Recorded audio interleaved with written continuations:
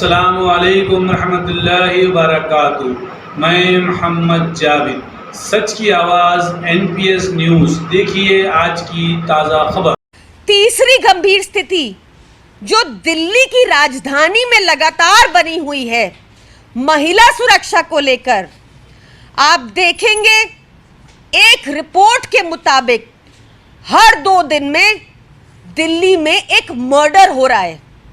आज सुबह भी जब नींद खुली तो सबसे पहला समाचार पड़ा कि आरके पुरम में 2 बेटियों का, दिल्ली की बेटियों का मर्डर कर दिया जाता है।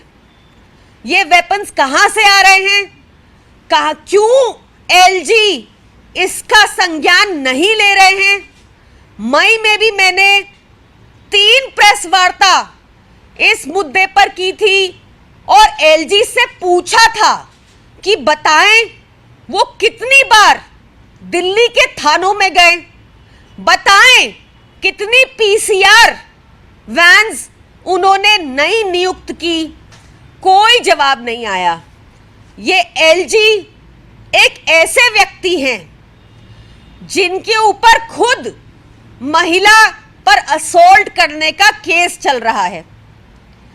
ये एलजी दिल्ली के कामों को लगातार क्रेडिट लेने की कोशिश करते हैं, पर दिल्ली की कानून व्यवस्था को लेकर उन्होंने आज तक क्या किया ये हमको नहीं पता। मेरी आप लोगों से भी गुजारिश है कि दिल्ली देश की राजधानी है और आप लोग भी जाकर एलजी से सवाल कीजिए कि क्यों वो लॉ एंड ऑर्डर पर दिल्ली में अपनी केंद्र सरकार की तरह जो पूरे देश में लॉ एंड ऑर्डर संभालने में विफल रही है, दिल्ली में क्यों विफल रही है। अगर ये अरविंद केजरीवाल जी की सरकार होती, अगर अरविंद केजरीवाल जी के पास दिल्ली का लॉ एंड ऑर्डर होता तो मैं आपको बता रही हूं कि अकाउंटेबिलिटी फिक्स होती, रोज बुलाया जाता।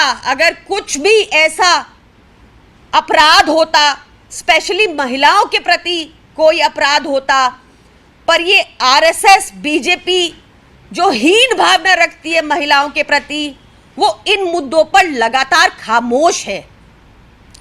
ये जरूरी हो जाता है कि एलजी बताएं कि उन्होंने, केंद्र सरकार बताए कि हमारे पास, दिल्ली सरकार के पास पहले ये राइट होता था कि हमारे विधायक एसएचओ को सम्मन करके उनसे ब्यौरा ले सकते थे उस क्षेत्र के लॉ एंड ऑर्डर का। ये कमेटी एलजी ने भंग कर दी।